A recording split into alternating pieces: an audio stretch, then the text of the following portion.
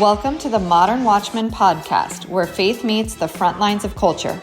We break down what's happening in the world, what's behind it, and how believers can stand strong in truth. We're not here to fear the times, we're here to understand them. Because being watchmen means staying awake, staying ready, and staying grounded in the Word. Let's get into it. Here you go. Welcome to the Modern Watchman podcast. Welcome to the Modern Watchman podcast. I'm Tom. With Tom and Wendy. And this is Wendy. Oh my goodness gracious. Hello, welcome. How are you? How are you, Tom? So good. We're maybe doing the night watch. He's already yawning. Already freaking. Look, I got up and stretched my legs. I need this Yawning. chair is like... Yeah, we should switch. See how it goes. Maybe you'll stay more awake, but it's not even that late. I'm ready. All right, we're coming to you from election night as we record this, and maybe a lot of you don't even know it's election night because it's not election night everywhere. It's just election night some places, and sadly, it is. It's only election night, apparently, For Democrats. where people suck. It's only Democrats knew it was election night because there was, granted, I will say all of these races that were out there this particular round of voting were unlikely wins for Republicans, but it does speak to the general complacency of Republicans in general. We show up to vote for the main ticket. I mean, what's funny is even when Trump was being elected, there were a lot of people that just voted for Trump and didn't vote down ballot. I don't know why. They're just there to vote for Trump, or they don't know who else to vote for, or whatever. Yeah, it's got to stop. Like, it's just got to stop. We've got to be more engaged. We've got to be reminding each other of elections. We've got to be taking people to the polls. We've got to be door knocking. We got to be putting it on social media. And I will say we should have already talked about this. We should have already talked about these races. We did a little bit with Mom Donnie, but we should have already talked about these races. So it's all of our bad collectively. We're not doing a very good job. We have to be way more engaged. Silent majority. Well, and I think too, I'm going to try to be as constructive as possible because That's unusual. Yeah. I'm ready. As highly as the Trump voters like to think of themselves and the MAGA movement, it's actually a very, very frail, weak foundation that really currently, like, I hope this isn't what pans out, but in my opinion and observation, it lives and dies by Donald Trump. Like, as in, when Trump goes, I'm not sure if a substantial amount of that movement won't just kind of disappear. Because it's hard enough for a lot of these folks to show up to vote for Donald Trump, to some degree. And just the brain switches off for the rest of it. And we'll see midterms, is obviously going to be talking about that. We'll be talking about that. That'll bear out either I'll be right or wrong there, and I hope I'm wrong. But we really have to get people to, which I think this is, what is also occurring right now is a lot more awakening, a lot more activation in people, but we just we will not survive on a show up at the presidential elections for Trump and nothing else. That is not enough. And frankly, Trump, if you're a fan of Trump, he's really going to need your help in the midterms. Here's what I think. I'm a little more, I am optimistic in that we saw people showed up to vote for Trump in 2016, which was actually a tremendous surprise. Then we saw everybody go back to their regular lives, and 2018, the midterms were awful for Republicans, embarrassing. Then we saw 2020 happen where we have this mass awakening through COVID and massive numbers. More people voted for the incumbent than has ever voted for the incumbent before. And magically, Joe Biden got the most votes of any president ever on earth without campaigning or anything else. We all believe that was absolutely legitimate, obviously. And then we still, in 2022, did okay, but not great. So we have a tendency to just slip back, like you're saying. But I do think in 2022 in 2022 midterms. we slipped back, but not nearly as much as we did in 2028. In 2018. 2018 was awful. 2022 was better, but it's not great. I'm optimistic because 2022 we were still, coming to understand. We were in the midst of the rollout of the vaccine mandates.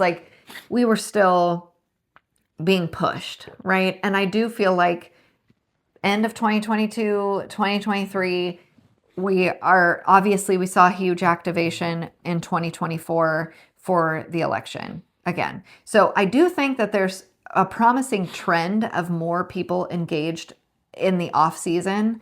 And I think COVID did a big heavy lift in that regard.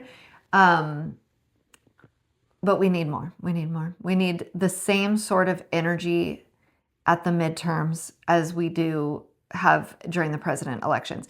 The typical pattern is that whoever wins the presidency, the following midterms, 2 years later, we will always lose. This is the pattern. You'll always lose what you had gained. So if you have the presidency, you'll typically lose the House or the Senate in the midterms. We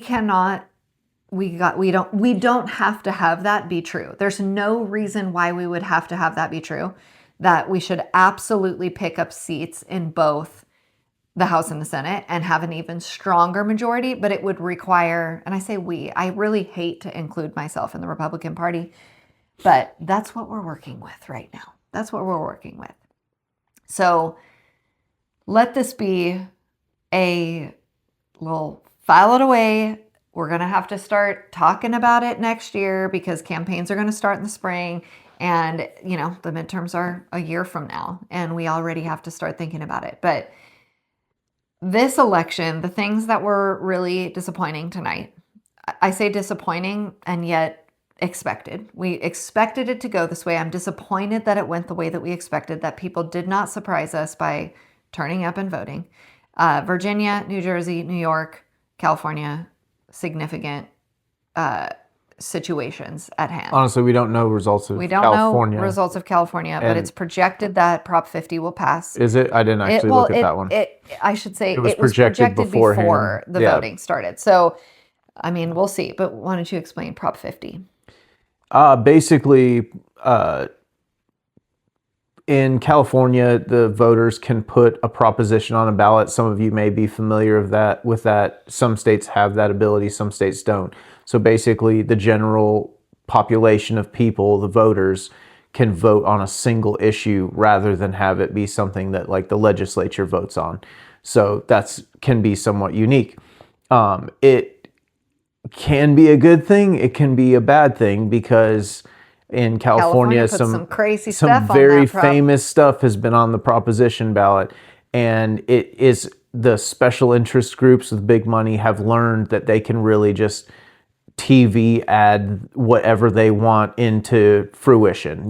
They can pretty much make anything happen. They have some famous ones like the bullet train, which is hundreds of billions, tens and tens of billions of dollars, and they haven't laid a mile of track, and it's been 15 years, and just incredible stuff. Just absolutely, money laundering. Absolutely, you're absolutely in your right. face, money laundering. But this time around, Prop 50 is basically instead of a independent, citizens districting congressional districts and for their seats that they have in Congress, they're actually going to use a map to redraw the districts that was drawn by state legislators, which, for those of you that are living under a rock, California is a super, super, super majority of Democratic legislators. So basically, However, the state in 2024 went more red than it has in decades. It is certainly moving red. And I think there's more red voters there's actually more Republican voters in the state of California than in any other state, but it's a huge state. But I think there's even more votes red than we know about because they're most certainly not having honest elections in California. But that is intimidating for Democrats. Yeah, mind you, we're talking about a state that has 40 million people.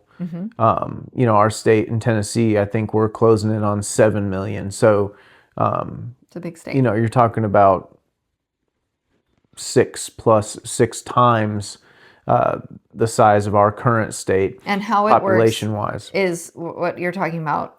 Just to really break it down and make it, the House of Representatives, our Congress is made up of senators and House of Representatives. Senators, there's 2 per state, every state. House of Representatives is you get delegates based on representatives based on population. And you have a map that is supposed to be like this area, this area, this area. It's supposed to make sense as far as this group of people gets that much representation. This group over here geographically gets this representation based on population. And typically, more rural areas tend to be more Republican and, more urban areas tend to be more Democratic.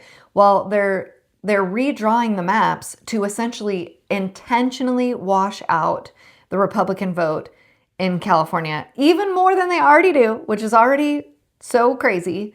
And I can't even believe it's legal. And I wonder if it passes, if it won't be challenged in the courts and actually work against them, because the enemy has been overplaying his hand again and again. And it's been actually moving the bar further back than even where they were to begin with. So I'm hopeful that maybe that will happen. But essentially, they're going to draw this wild map that's going to gain seats in the House. And that is how that affects the entire nation. Because if California do you have any idea how many reps they have? Shoot, off the top of my head, I can't remember right now. Well, however many they have, the new maps will allow for them to have more reps going to the House of Representatives from the state that will almost assuredly be Democratic. So it's a way that they're going. How many do they have? How many do they have? 52. They have 52 currently? That can't be right. That sounds right to me. It's utterly insane. So they have 52. Let's say that they get 8 more. That's significant. No. They have, I see what you're saying. No, they have 52 congressional seats. But let me ask this. No, I thought they were redrawing the maps to gain. No. So what they have is a certain amount of them are still Republicans. I see what you're saying. 9 are held by Republicans. Okay. So they're basically wash out those 9. They're going to wash out those That's 9 and get 9 more Democratic congressmen and basically manhandle the United States Congress through one state. Now, again, as a former Californian, again, I don't mean to mansplain here. No, that's part of what this podcast is about, is educating at a lower, the whole low level to high level. This is a tactic that California has employed multiple times, where if you've ever heard the term where California goes, so goes the country kind of thing. Well, that's not just out of cultural, superpower there. It's really they were at one point the 7th largest economy in the world. Yeah, they might still be. It's a $40 million or 40 million person state. That's a 10th of the population of the entire United States. That's some countries have that. Oh no, that's more than most countries. I mean, that's huge. And so there are things like all of the emissions stuff that's on our vehicles now that is The deaf. the DEF for diesels, the smog stuff, just the emissions standards, all California. Emissions control computers, Environmental stuff. modules that are on these things, the things that have happened to tractors, which are mostly like the diesel stuff. But all of that stuff was passed in California first and then was pushed into the federal.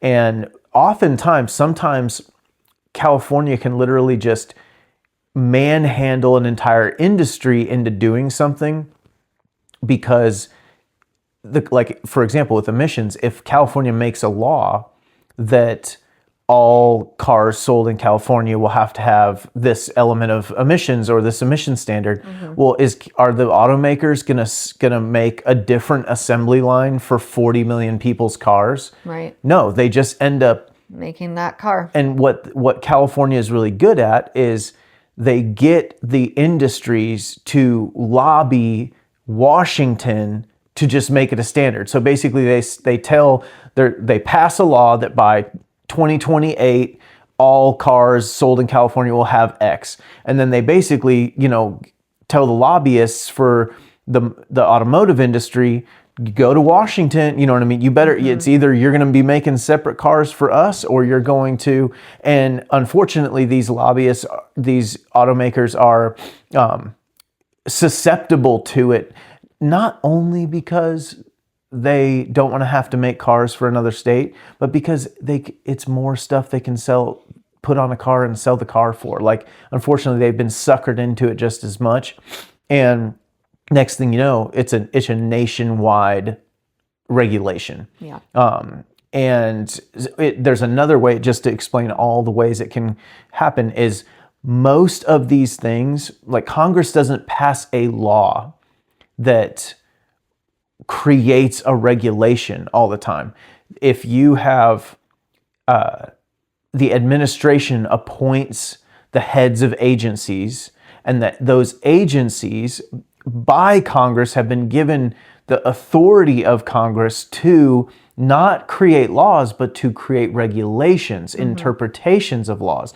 So Congress might pass a law that says we need to make our cars more safe for the environment, and then an agency actually rolls that out into saying this is how it's going to happen. So when California creates a law or a regulation, then it's very easy when a Democratic president like President Obama shows up to all of a sudden all diesel vehicles have the same the diesel exhaust fluid, the emission, these extreme emission standards that are absolutely insane, drive up the cost of purchasing a diesel, drive up the cost of maintaining a diesel, drive up the cost of your end products that you get delivered to you by Amazon and you buy at Target, because everything is transported on a semi truck that's a diesel.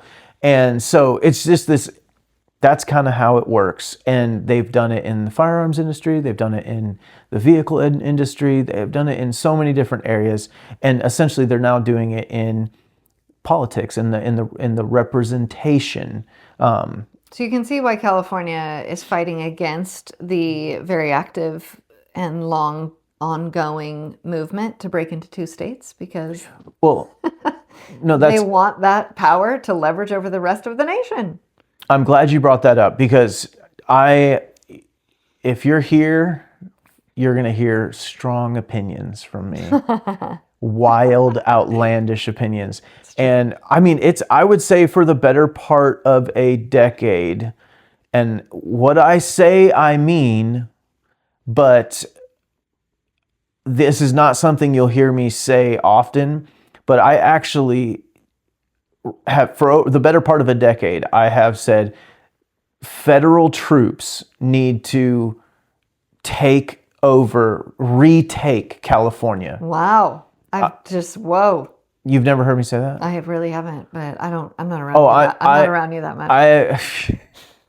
I am for that. I am for... You're going to have to back up and explain what that might look like under what scenario. Well, like every Like, have they seceded in their behavior and we need to like get them back in alignment? yeah, no, they have 100%. They're Wow, absolutely this is wild. absolutely out of control. I mean, no disagreements, but I mean, I don't need to go into all like the scandals, but my goodness, I mean, the amount of the corruption is we're really... talking. This is the Dianne Feinsteins, the Gavin Newsoms, the Nancy Pelosi's, the Adam Schiffs, like the Maxine Waters, the Kamala Harrises. All of these people came out of California. These are the most. Did you say Gavin? I did say Gavin. Do you guys know that Gavin is Nancy Pelosi's nephew? Like it's inbred. I could go on and on. We could do a whole podcast about that, honestly, of just the corruption in California. But that's not my point. Is it is so bad. They are so out of line. They do not belong in our union. However, it's not theirs to take. So they don't get to take it. That's Civil War words. 100%. We don't condone violence. Later on this same podcast, we're going to talk about political that's violence. That's exactly why I'm saying it. Is I was going to have like that we're at the fact that both sides are at that point that I'm literally like, if I could push a button, if it was like send federal troops into Sacramento, retake the state, federal takeover of the state, yes or no, I'm smashing that like button. And I will say we were a part of a movement, like when we lived there 15 years ago now, but there's a long-standing effort in the northern California counties that have addressed their grievances with the state of California for lack of representation. And they have pleaded with the state to address that. And I actually messaged Trump multiple times in the 2016 and then pre-2020. You can't message him. You have to tweet it. I tweeted him. Oh, you tweeted. I twat at him. You twatted him. Yeah. Oh, yeah. Tweeted, twatted, all sorts of things. Of how important this could be to the country to throw federal power behind the state of Jefferson, but basically the breakup of California into two states. And to give you an idea, this was back in like 2015-ish or 2012, I can't remember, but it was like 13 of California's most northern counties all unanimously voted, their county boards, to basically address their grievances with the state about representation because... Did they try throwing tea? And that's the thing. Like, I'm also a little disappointed with how Californians have just taken it, but that's another story. And I guess I moved out too. So like, who am I to say? Right. But I love y'all. The good ones, you're the best of the best, the cream of the crop. And I'm sorry that you have to deal with what you have to deal with. You got to be extra fighty. It is what it is at the moment. But the 13 most northern colonies of California. It's like romantically perfect. It's like 13 colonies, 13 counties. You got to do it. But the 13 most northern counties of Northern California, their county commissions voted unanimously to send this petition to Sacramento to be heard on the House floor by the state House.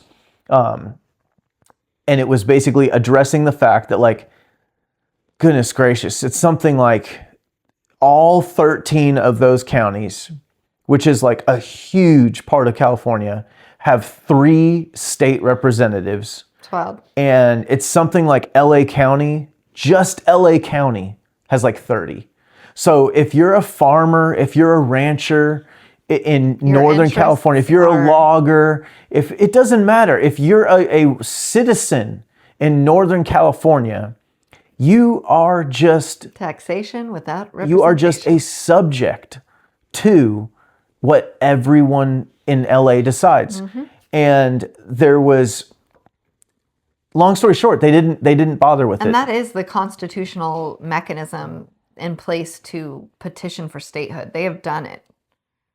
Well, like by the book. What's supposed to happen is it was like a little bit of a trick and a trap kind of thing that if Sacramento ignored them, then that it proved their point, kind of, that like, Right. see, they won't even listen to us. And that is what happened. Yeah. But then it takes your congressmen and senators and other congressmen and senators to take that battle up. And that's where, again, the Republican Party, nobody took up that battle. And I'm talking about the Republican senators, the Republican congressmen from surrounding areas in other states. Nobody like saw the opportunity, and I'm sure they're going to say, it just isn't feasible. It was never going to happen. Well, see, that was 15 years ago in America when like we thought we had it bad then, and look at what we've been through since. And look what we've made happen, as a matter of fact. But look at the barrel we're staring down now. Like it would have been worth the time to do then, and it is surely worth the time to do now. See, this is where I'm optimistic, because if this does pass, it's only going to be much worse in regards to that issue of representation. And again, maybe the enemy overplayed. Maybe God's doing something. Oh, 100%. And this could be the thing that pushes, especially if it affects the entire nation the way that it will. There's got to be other senators and House Trump reps. is a character. Like, he doesn't really care about how feasible something is. You know what I mean? I mean, that makes him sound foolish. That's not true. But like, he is a very shrewd man, a very sharp guy, and he doesn't look at like always the optics. He's got another way of going about it. I could absolutely see him. And if that's the thing, if Trump put splitting California on his platform, if he put it in his sights, watch out. I mean, if there's anybody who could do it, it's him. And I know it sounds absolutely... He doesn't have anything else going on. What's he doing? I know it sounds absolutely incredulous to say, like, march federal troops into Sacramento. I'm telling you, that's how bad it is. And I am, like, so anti-march federal troops into places. But California is a traitorous government to our nation. Like that, I wouldn't say it if it wasn't that egregious. It's not that I disagree with them. We don't have a disagreement. They are traitor. We're talking about Adam Schiff. Like, the man committed treason. How did he commit treason? Oh, with all the Trump stuff. Do you know what I'm talking about? I mean, tell it for the audience. So basically, he led the inquiries into Donald Trump in the impeachment trials. He allowed fabricated evidence that he knew was fabricated. He allowed like 150 intelligence officers that all swore that something was, that what were those? Hunter Biden, are you talking about? Not the Hunter Biden, the files that, the dossier. The dossier, the Clinton dossier, had put together. Russia. That basically these 150 intelligence operatives, or whatever you want to say, representatives, that all signed a letter that swore this was true. It's all proven. They knew it. He knew it was all a lie, but he let it in anyways. I mean, That's why he needed a pardon by the auto pen. I forgot he got the pardon. I forgot it. It's terrible. California's government is traitorous, satanic, treasonous, evil. And while I love California, the state, and people love to hate on it, it is the most beautiful. It's an incredible place. Absolutely. With some of the most incredible people. And I am so grateful to have grown up there. And it made me who I am today. I lived in the coastal mountains and the Sierras and hunted in the valley. And I mean, I love it. When I say it needs to be taken back, I say it out of love for this nation and California. Those people. And for the good people of California. But this can't go on. Like, this cannot go on. And it's not just this Prop 50 thing with the gerrymandering. It's just like, when are we going to call a spade a spade? That state needs to be stopped. Well, even putting something on the proposition to be voted on, like, it's a show. It is a show because their elections are not On the up and up. on the up and up. They're not constitutional. They allow everybody to vote. There's no ID, blah, blah, blah, blah, blah, blah, blah. And then on the flip side, even if they did, they have, like, again, they have so many people in LA, so many people in San Francisco, so many illegals that they will have the numbers even if they did it honestly, because there's literally no chance. There's, like, I'll say almost no chance that Republicans can win anything in that state, even at the numbers that they have, because Well, and right, and it's not that like every state must have 50% Republican representation. You know, it's that it's been absolutely just corrupted at every level. Yeah, they do everything they possibly can to get the upper hand with absolute no morality, no compass, nothing. We got to move on from California. That's only one thing that's happening tonight. We also saw Mom Donnie. Did they officially call that? He's projected to win, according but I to actually want to go desk. like, because it does tie together with this, with my radical calls for invasion of California, is what's his name? I don't want to go there yet. Oh, you don't want to? I don't want to go there Jason yet. Jones. Jay Jones. Jay I want to Jones. first talk about Mom Donnie, because that is an actual legitimate confessing communist being elected as mayor of New York at 32 years old with absolutely like no legitimate job history, like a failure as a human, like resume speaking, is being voted in off radical ideology that he doesn't even have the power to implement. And it's going to be hilarious. What he is for sure going to do is bankrupt the city. Like, that we know. That's a given. That's like the least amount of damage he's going to do.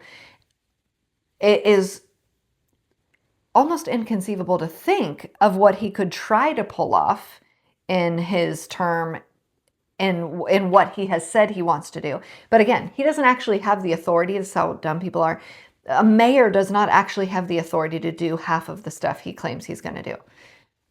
But regardless, we have officially elected a communist in our country, an outward, openly, like, think of how far we've come to have that be true. Because we used to have lists of suspected communists that were literally blacklisted, not allowed to be in Hollywood, not like, you know, you were, that was not a list you wanted to be on. When was that? How many decades ago? I mean, it was a while ago now. 60 years ago, 70 years ago. Wild. That's crazy. Well, look how far we've come. We've come out in the open. We're just electing communists with absolutely no track record of doing a dang thing in their entire life. Not one. Luckily, he's not an American citizen, a native-born American citizen, so he can't run for president, at least yet. But certainly that's what they would love to see happen next, is something like that. Look, we already had Obama. Okay, you don't really have to be a citizen. That was the original Trump on the scene, calling for that birth certificate. Outstanding. Right?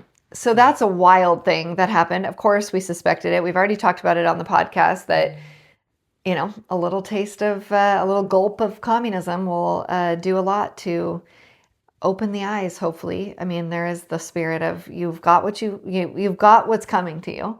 If this is what you're voting for, cool. This is America. You're going to get what you want. So I actually have a friend that's got a house. Friend? I have a friend. Besides me? That's cute. An acquaintance, I should say. I was like, you have a friend in New York?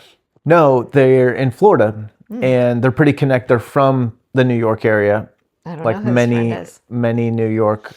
Many Floridians are former New Yorkers, and she was saying how like everyone's moving to. You have a girlfriend. I have a girl Florida. acquaintance. You have a girlfriend in Florida. You heard it here first. Okay, go on. Yep. How everyone's moving to Florida if Zohran gets Which elected. is excellent, because only the people that can afford to move to Florida are going to do that and take all of their tax dollars with them, which is like, I literally read something on that. One of his statements is, seize the billionaires' luxury apartments, seize them and rehome, like put homeless people in them. It's incredible. This is this is what he said. This part of his campaign. I'm like, oh yeah, of course. Yeah, vote for that. Absolutely. Like for sure. Until you're the one that one day gets enough money and enough success to have a secondary home that you rent.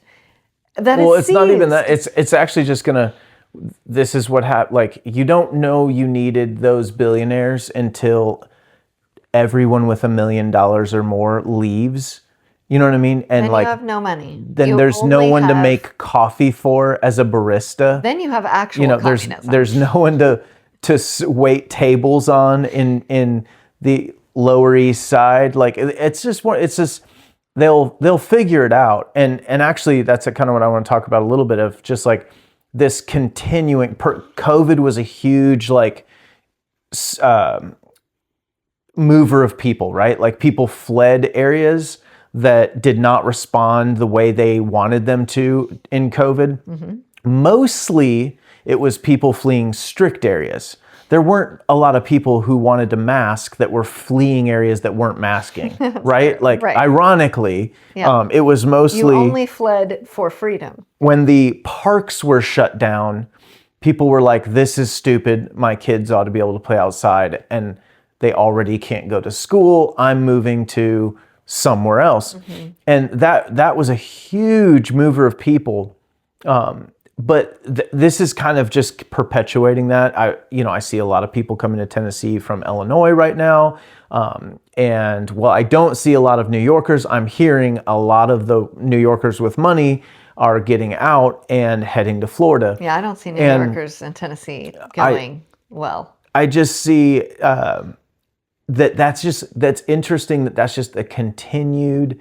it's going to keep happening. A trend. And you know what? I think Prop 50, I'm not saying it's going to be a big wave of people, but I mean, we have, we're 15 years removed from living in California. No, more than that, actually. What, 2009, I think we moved? Either way, we're 16, 17 years removed from living in California, 9 years about removed from living very close.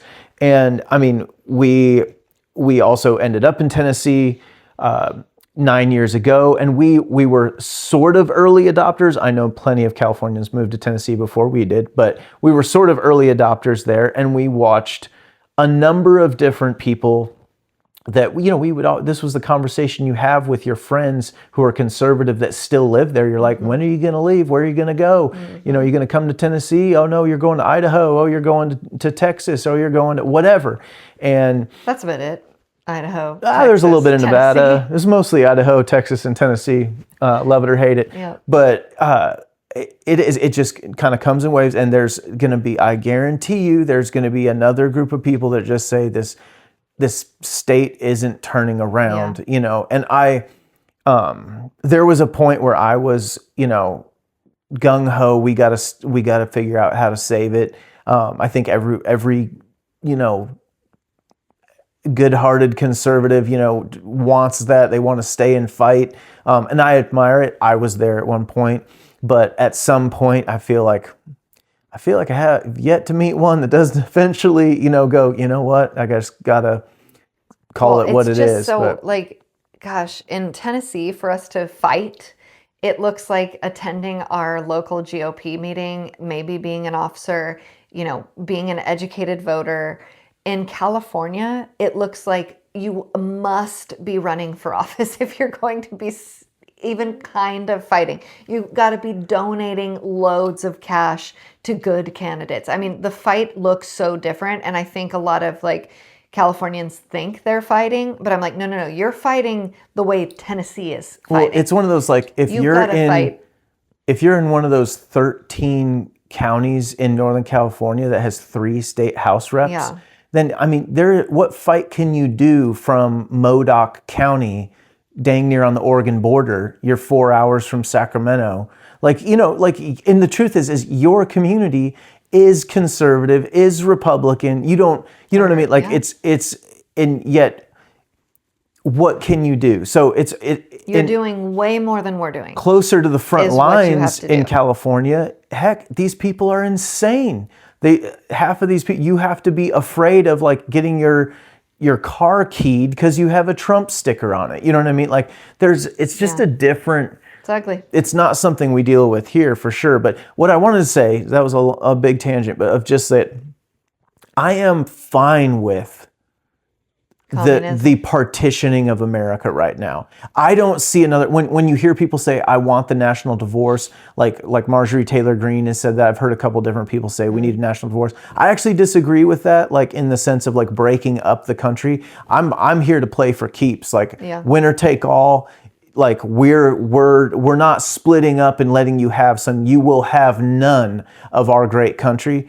But right now, like strategically, I do believe that we need to build up the strongholds, because and the strongholds are not in blue states. Like you're not going to build up a stronghold in a majority blue state. Look what California is doing. Right. You know, so it really is a time where yes, we can retreat to actually take ground. Like sometimes, you know, a lot of people are saying, I have to leave New York State. It doesn't mean they don't plan to return or they don't care, but they just know now's not the time to be a New Yorker for the next 4 years. For that, we do need Texas to go redder and redder and redder. Like we do actually need people to move to states like North Carolina is another great example. That's like purpley. It's like Georgia, you know, these states that are like, want to pretend like they're purple. I think some of that's going to shake out with the immigration stuff.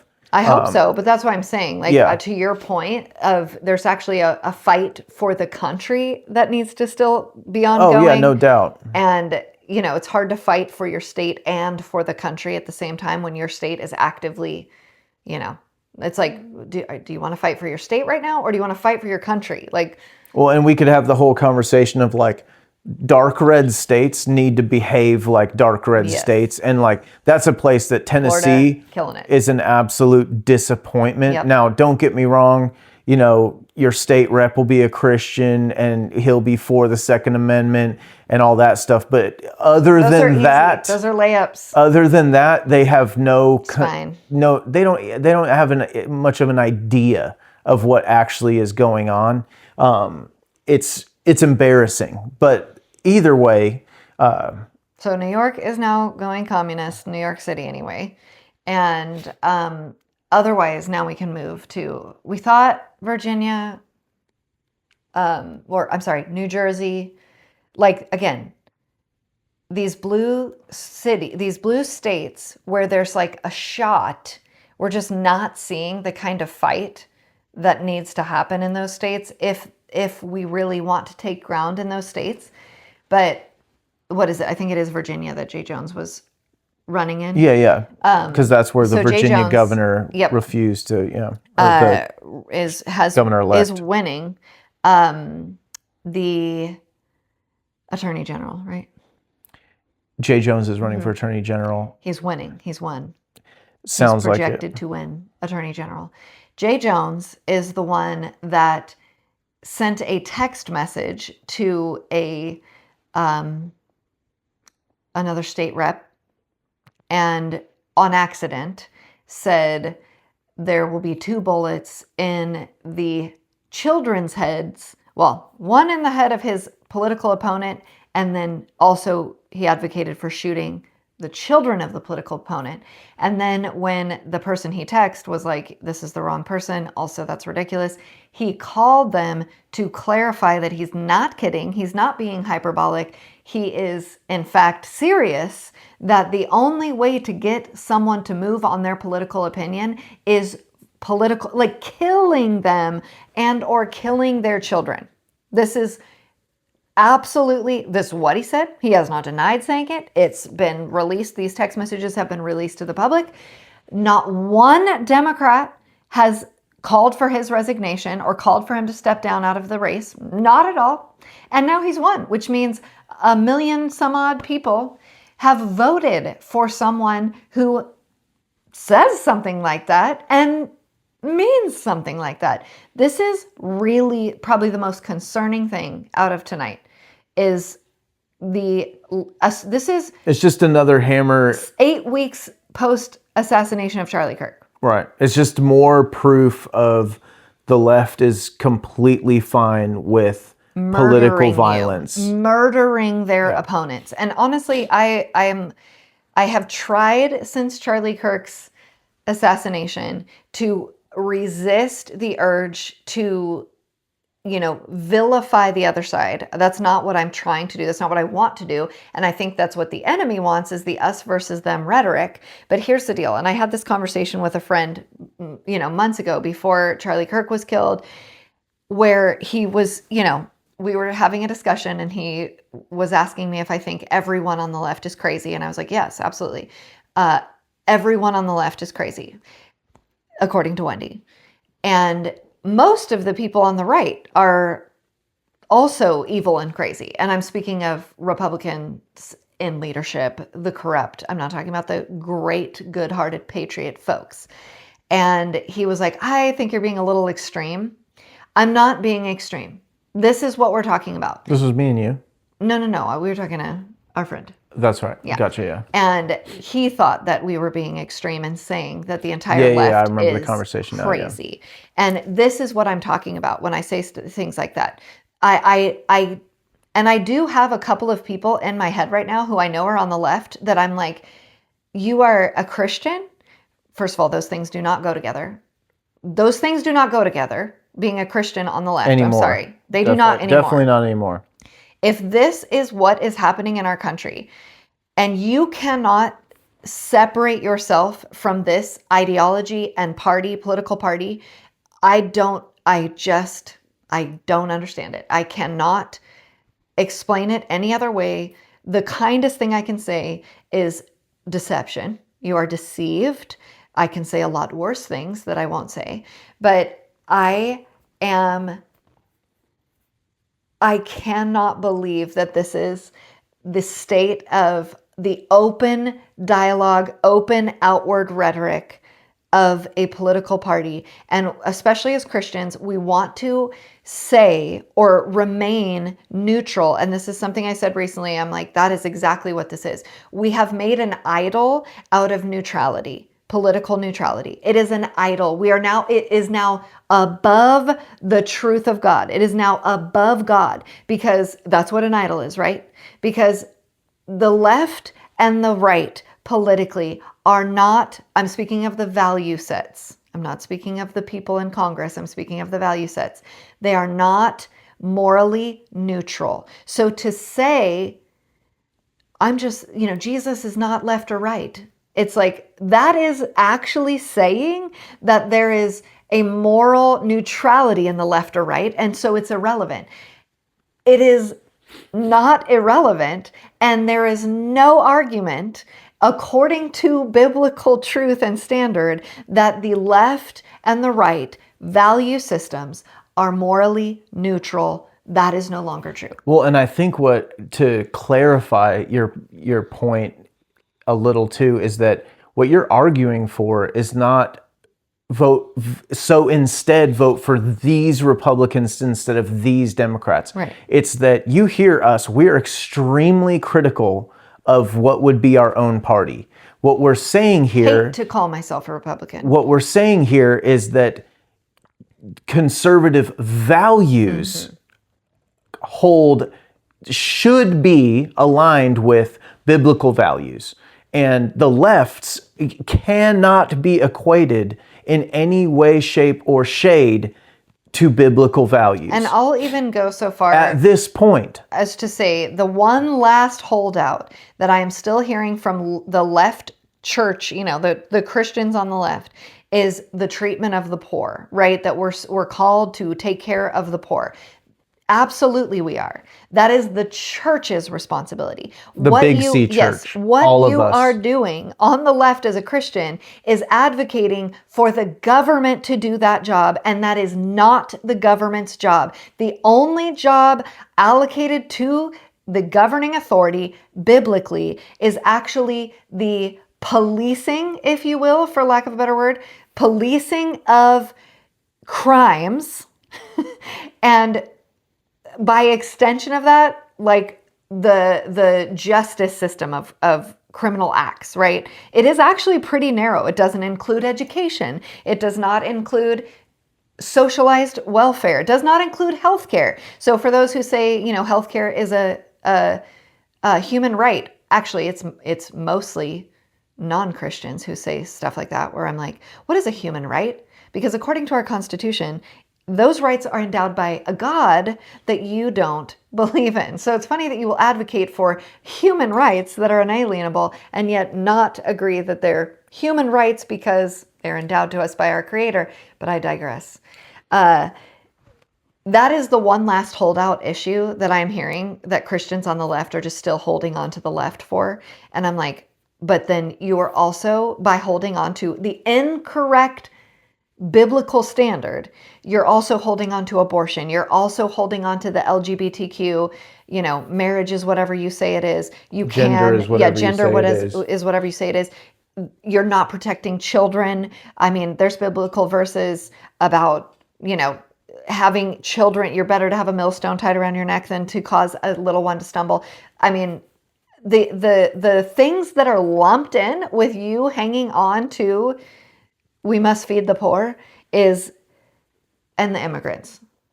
They also get hung up on the immigrants. Those are the two things. We've been over that in this. I don't want to go into it right this moment, but let me see your phone because you talk and I'll look at this.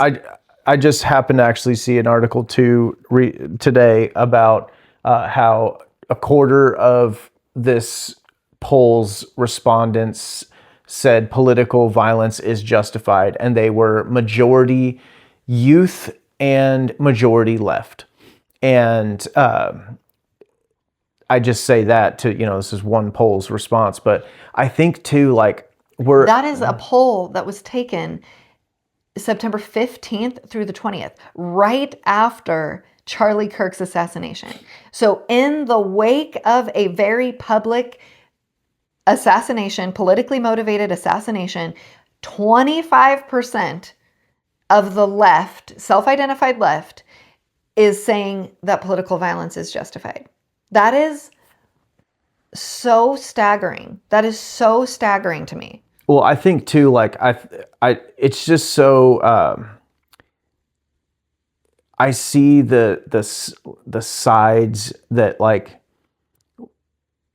really, I guess, really want civil war, really want to force their convictions on us at all costs, because that's what you're saying. If you're saying political violence is okay, we no longer use a civilized system of law and order.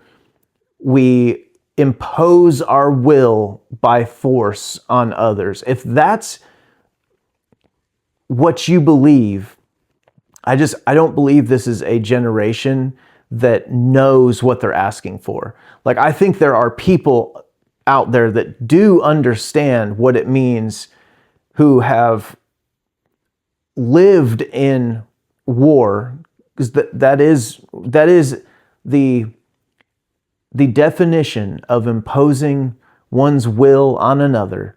That is what war is you've run out of other ways to solve a problem, and so you go to war until one or the other can impose their will, right? Mm-hmm. And I do believe there are plenty of folks out there that know what that means. Those are not the people who are for it, though, ironically.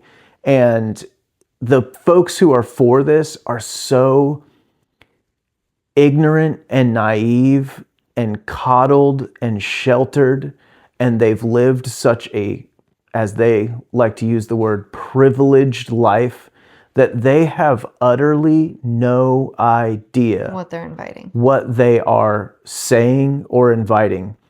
And you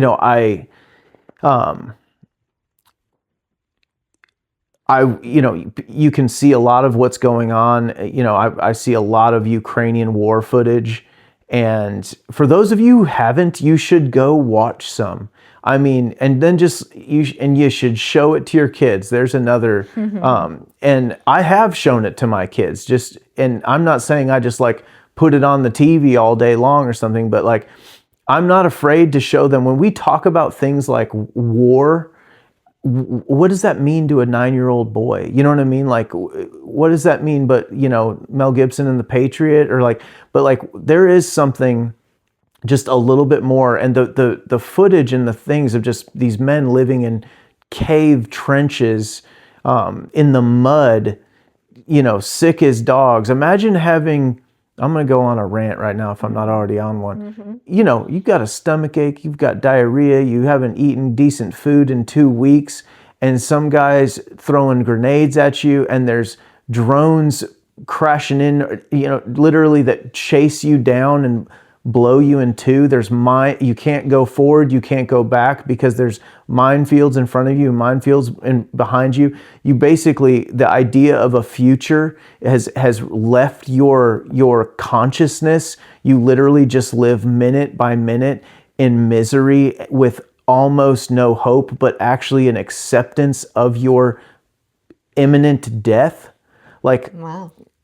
I'm getting real right now. I'm just telling you. And I mean, I'll tell you what too. It is not the same as being in war. But I mean, I remember, there's these kids need to see something real. Like, they need to see like real carnage for once. Like, it's amazing how much that will humble you and change you, and really just bring just a small dose of wisdom to you, to see the fragility of life and the horror of watching a life slip away. But this is the Grand Theft Auto generation. Yeah. These Very kids have been desensitized. slaughtering people, digitally for their entire lives, but they haven't made them their own peanut butter and jelly sandwich. So I just think I say all that to say this talk of political violence from the left. I don't think they're not talking about going to war. They're talking about exactly what happened to Charlie, what happened to Trump. Like, they're talking about someone else should just take that person out. But that's the thing. I don't want to do anything. Like, I don't want to go to war. We just went into this like 3 days ago. The entire world went to war over one political killing of Franz Ferdinand. I'm saying they have no idea what they're saying. They have no idea what they're advocating for. Right. But that's what I'm saying is they are advocating for war. They're not advocating for one of their enemies, because when they think they are. You cross that Rubicon and there is no going back. And humanity, law and order and justice goes out the window, and humans start to behave like savages on both sides, because that is what war is. And the gloves will come off, and I mean, war effectually is genocide. Like, one side will beat the tar out of the other until there's no tar left to give. And I would pray that some sense can be brought to these people before they get what they're asking for, which is just, it's not going to be good for anybody. I'm not saying this from a righteous, like, we're going to beat them up side. I'm saying this, it's awful. It is incomprehensibly bad for everyone. But if we don't stop them now and they keep pressing on, the consequences will be dire is an understatement for all of us. It's actually worse looking at these numbers. It's 25% of people who would identify as very liberal, 17% that would identify as liberal. So the number combined believe that violence is okay. Political violence is justified. And then there was some other statistics, like specifically around Charlie Kirk, that were staggering. 26% said of those aged 18 to 34, America is better off now that Charlie Kirk has been killed. Like, even just to say that,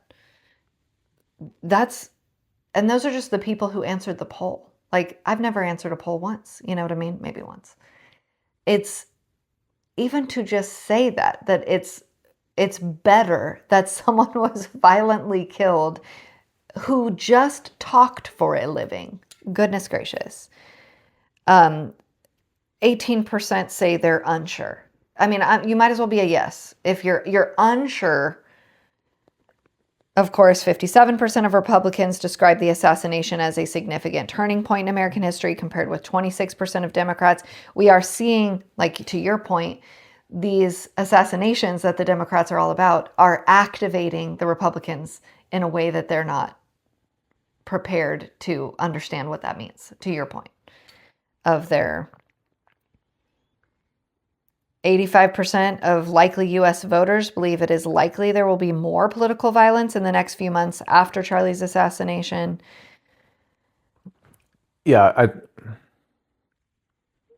It's these statistics are, I mean, it is just very, especially like you said, it is young people. So this is not just a marker of people, that are like old, and this is the next generation. Like this is the upcoming generation of.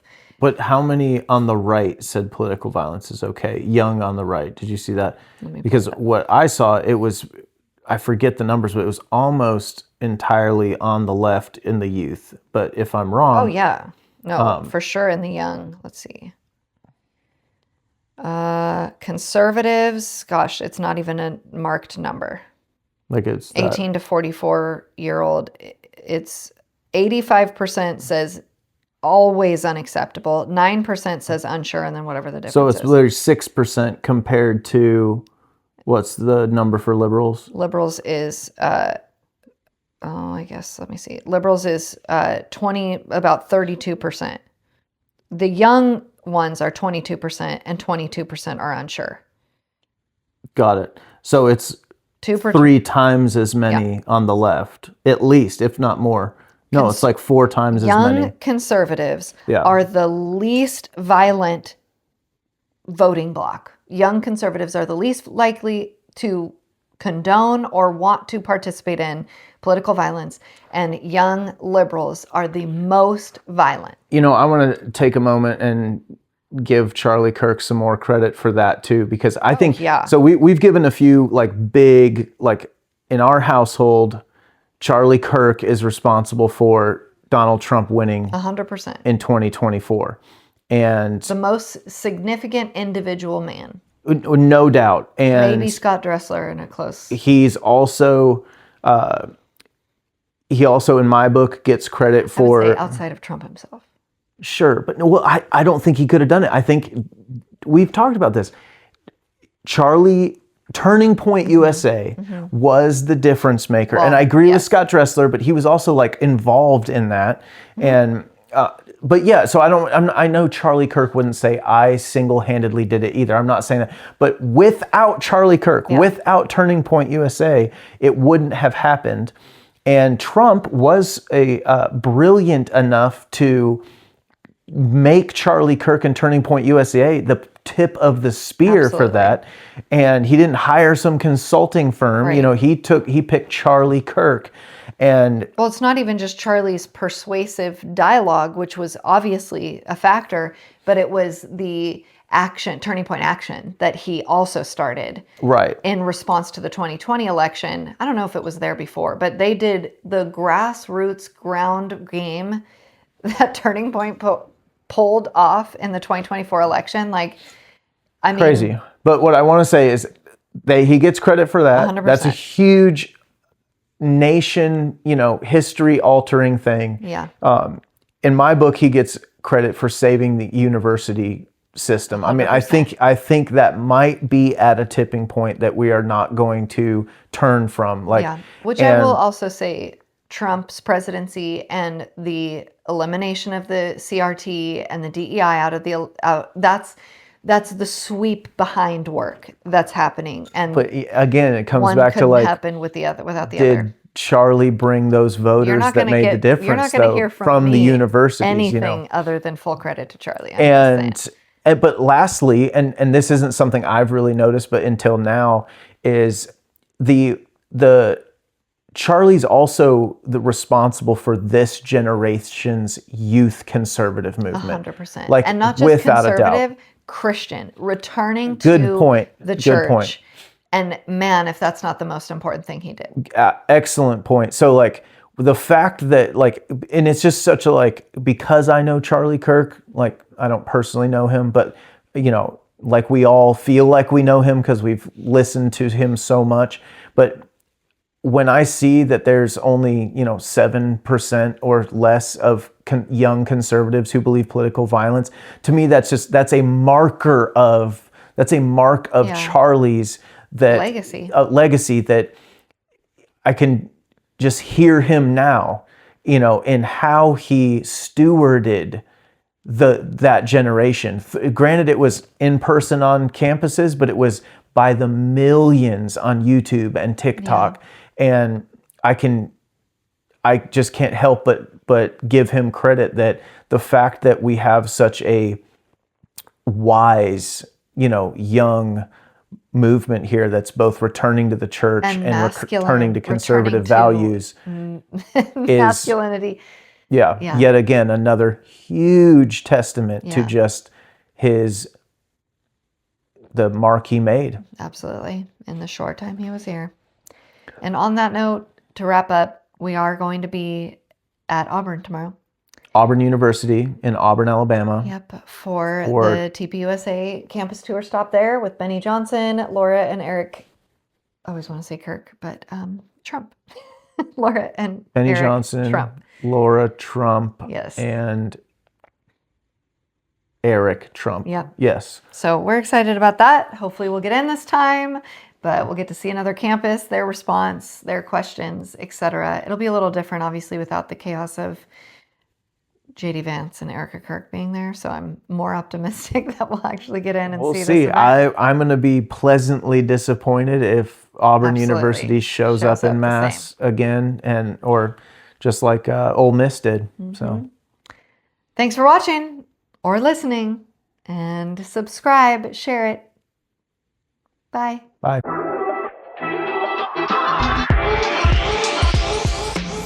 Thanks for joining us on the Modern Watchman podcast. Remember, truth isn't just something we believe, it's something we live out every day. Stay alert, stay discerning, and don't lose sight of the hope we have in Christ. Until next time, be watchmen.